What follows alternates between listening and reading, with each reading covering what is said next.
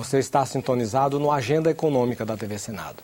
Um dos setores industriais mais importantes do Brasil, que responde por 3,5% do Produto Interno Bruto, o PIB, está preocupado com a política cambial e com a concorrência desleal exercida por alguns segmentos estrangeiros.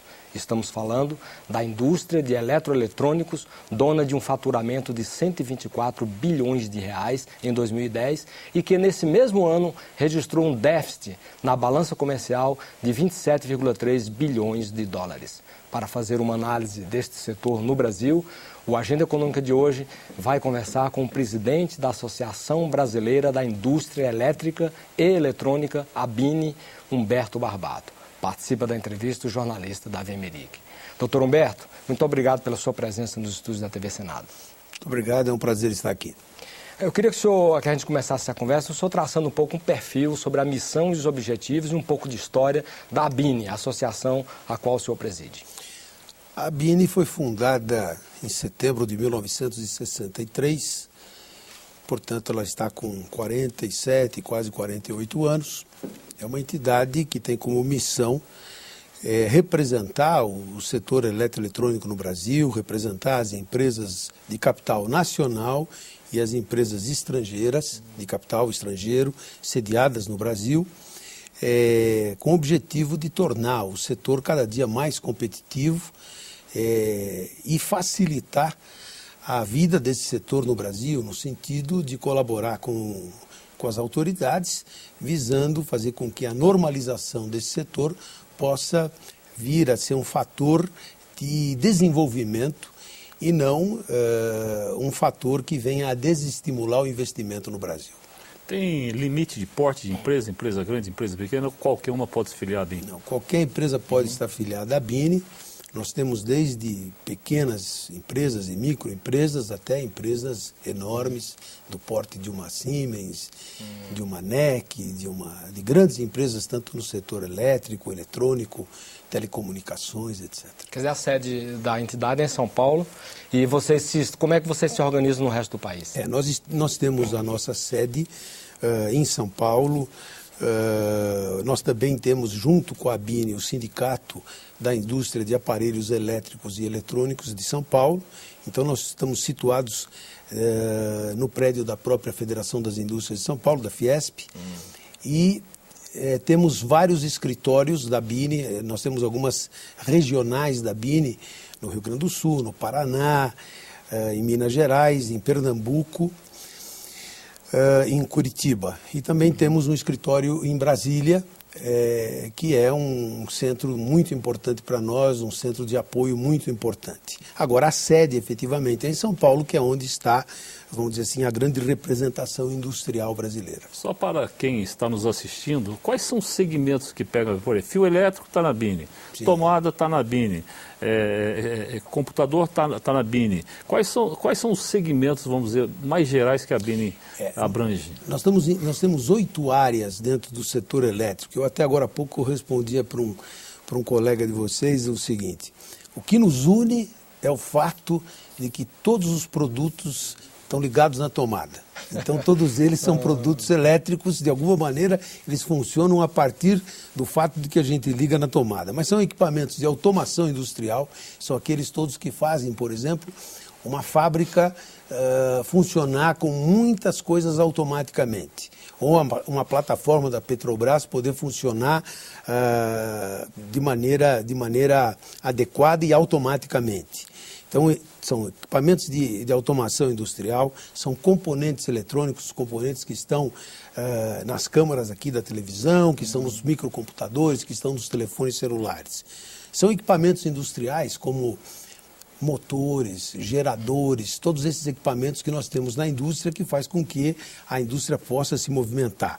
Os celulares também fazem parte? Também. Né? Dentro da área de telecomunicações, nós temos as estações radiobase, os telefones celulares e todo o sistema de telefonia. Falar com a indústria menos bruta e mais fina, vamos dizer assim, quanto a característica de cada produto? Ou é difícil caracterizar dessa forma? Nós não caracterizamos dessa maneira. Existe uma indústria um pouco mais pesada e uma menos pesada. Evidentemente, os equipamentos da área de geração, transmissão e distribuição de energia são um pouco mais pesados. uma grande turbina que vai fazer a geração de energia elétrica numa usina tipo Itaipu, é um equipamento bem mais pesado, assim como o transformador de energia elétrica também é um equipamento bem mais pesado. Mas temos ainda os equipamentos, as utilidades domésticas, é onde entram, vamos dizer, os liquidificadores, as batedeiras, todos esses equipamentos domésticos que a gente usa em casa, além do material elétrico de instalação, os plugs, as tomadas, todos esses objetos que a gente precisa para poder fazer com que a gente conecte os equipamentos. E os equipamentos de informática, por final, os laptops, hoje os computadores que a gente não vive sem eles, além dos televisores, além de todos os eletrodomésticos que a gente tem em casa. Daí esse volume de 124 bilhões de faturamento. Né? Daí esse volume de 124 bilhões de faturamento, daí esse volume desse déficit fantástico de 27,3 bilhões de dólares ocorrido o ano passado, que em grande parte é causado pela importação de componentes eletrônicos, que lamentavelmente nós já tivemos uma indústria de componentes no Brasil, indústria essa que foi dizimada no final da década de 80 e início da década de 90. Sim, isso me enfada. Por que isso? Qual foi a causa dessa? Infelizmente, a crise dos anos 80 e 90 gerou que nós não dessemos a atenção necessária a uma política industrial. No Brasil, há pouco tempo, ainda se dizia que a melhor política industrial é não ter política industrial. E nenhum país da Ásia, principalmente, acreditou nisso e fez política industrial e faz política industrial até hoje. Por isso se desenvolveram e estão se desenvolvendo, como nós estamos assistindo nesse instante, o que ocorre com a Coreia, com a China, etc. Então, como se deu prioridade à política industrial, e aqui no Brasil não se deu, nós perdemos grande parte da tecnologia que nós já tínhamos no Brasil e nós não evoluímos em alguns aspectos, principalmente no setor eletrônico.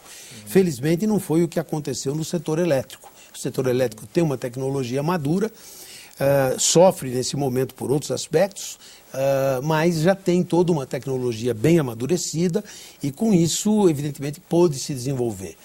O fato de nós termos na área elétrica um desenvolvimento estatal durante os anos da Revolução facilitou enormemente que nós pudéssemos então também desenvolver o setor industrial de uma maneira que permitisse então atingirmos esse nível de desenvolvimento e esse nível tecnológico que nós temos no setor elétrico. A gente vai puxar esse assunto um pouco mais para frente, mas com esse desempenho da China, de muita demanda, há quem diga que a gente tende a uma certa primarização nas nossas exportações. O Brasil está capacitado a disputar o mercado internacional no campo da tecnologia? Olha, eu diria que não. Nesse momento, infelizmente, nós vivemos sim um seríssimo problema, porque nós não nos desenvolvemos, principalmente na área eletrônica, como precisávamos. O Brasil hoje é muito carente, nós não fabricamos semicondutores no Brasil, daí porque nós temos esse déficit enorme na balança comercial. Desses 27 bilhões de dólares que nós tivemos no ano passado, metade dele é de componentes eletrônicos. E quando a gente analisa que qualquer equipamento elétrico, do mais simples, hoje uma máquina de lavar roupas, já tem um chipzinho colocado nela. A nossa geladeira, sendo uma geladeira mais moderna, produzida nos últimos 4, 5 anos, já tem um chipzinho. E esse chip não é daqui. E esse chip não é daqui. Qual é o índice de nacionalização em geral do setor?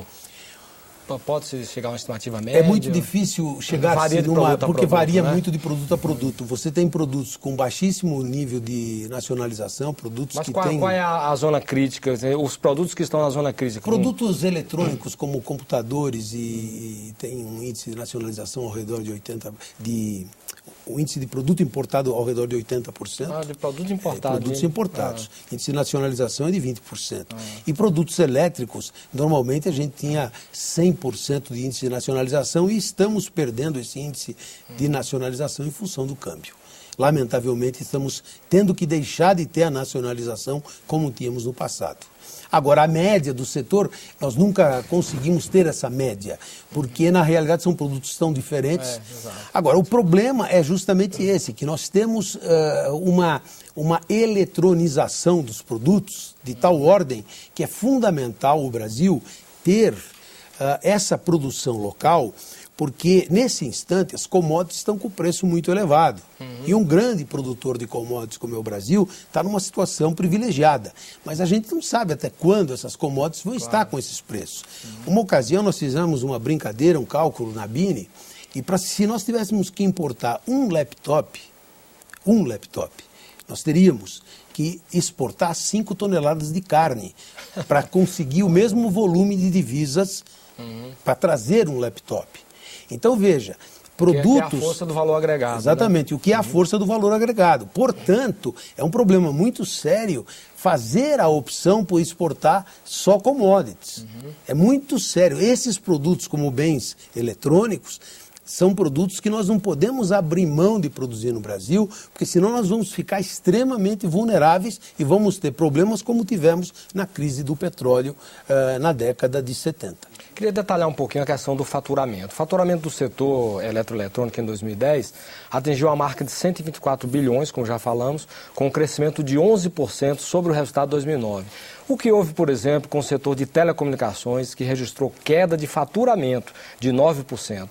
E na outra ponta, a que se deveu o bom desempenho dos equipamentos industriais, que esse setor registrou um crescimento de 22%. Muito bem. O que ocorre é o seguinte, na área, o faturamento, é importante se destacar o seguinte, faturamento não significa só produção nacional, significa que tem grande parte desse faturamento também aconteceu com vendas de produtos importados. E, infelizmente, desse faturamento de 124 bilhões de reais, nós temos aí 21,5% de produtos terminados e importados. Então, o consumo aparente, né, aquilo que vem acontecendo de consumo aparente tem crescido anualmente de uma forma muito séria dentro do nosso setor. A quantidade de produtos importados terminados que vem chegando ao Brasil nesses últimos anos, de 2005 para cá, nos leva a ficar muito preocupados. Para você ter uma ideia, em 2005, 15,9% do nosso faturamento era de produtos importados. Esse número já chegou em 21,5% em 2010. Então nós estamos num crescimento vertiginoso justamente em função do problema cambial que nós estamos vivendo. No que tange ao problema de telecomunicações, o porquê houve queda, porque houve paralisação nitidamente dos investimentos das nossas empresas de telecomunicação. A realidade é que as empresas de telecomunicação, elas não têm um planejamento de investimentos de longo prazo, de tal forma que as fábricas vivem à mercê dos seus planos de investimento e, portanto, existem anos muito bons e anos péssimos. E o ano passado foi um desses anos muito ruins, onde nós tivemos um decréscimo de 9% em relação ao ano de 2009, que já foi um ano de crise. Mas mesmo que se fala no Brasil que é um setor que mais cresce, que o Brasil hoje tem quase 2 celulares por habitante, que não sei o quê, quer dizer, tudo isso não repercute no faturamento? Olha, eu acho que não repercutiu no faturamento, tanto é verdade que o governo, embora bastante criticado, foi acabou reabrindo a Telebrás. A demonstração da reabertura da Telebrás, quer algumas pessoas gostem ou não gostem, ela de uma certa forma demonstra que o sistema não está funcionando bem. Tanto isso é verdade... 35% mais ou menos da banda larga, quer dizer... Tanto isso é verdade que o governo foi obrigado a intervir. E eu interpreto, eu não fico satisfeito que o governo tenha que intervir, eu sou empresário, eu gostaria mais de que isso tudo estivesse na mão da iniciativa privada. Mas eu sou obrigado a dar mão à palmatória que se as empresas de telecomunicação privadas tivessem fazendo os investimentos necessários, o governo não precisava fazer a intervenção, não precisava ele entrar dentro do ambiente empresarial para, inclusive, balizar preços de alguma forma. Essa é uma realidade. Então, o que ocorre? A falta de investimento faz com que a qualidade do serviço deixe muito a desejar. Nós temos serviços extremamente caros, aí sim também por culpa do governo, que tem um imposto extremamente elevado sobre os serviços de telecomunicações no Brasil. É outro problema sério que nós temos a enfrentar. Agora, além desse aspecto, a qualidade dos serviços também deixa muito a desejar e as tarifas no Brasil são muito altas. Então, isso tudo é uma realidade. E aí está refletido aonde? No faturamento das nossas empresas de equipamentos de infraestrutura. Principalmente esses 9% negativos representa muito mais o faturamento das empresas de equipamentos de infraestrutura de telecomunicações. Não é tanto as fábricas, embora estejam aqui dentro também, mas não é tanto as fábricas de telefones celulares, que essas sim tiveram um crescimento bastante razoável, mas também tiveram uma queda muito importante nas exportações. O senhor falou na Telebrás, quer dizer, a ABIN vê com bons olhos essa questão da volta da Telebrás, até para a questão de resolver a questão da banda larga, dar mais uma celeridade maior nesses projetos? Olha, eu não diria que nós vemos com bons olhos. O que nós conseguimos entender as razões pelas quais o governo foi obrigado a tomar essa medida. Talvez não tenha sido a medida mais acertada. Talvez a Telebrás não tivesse esse objetivo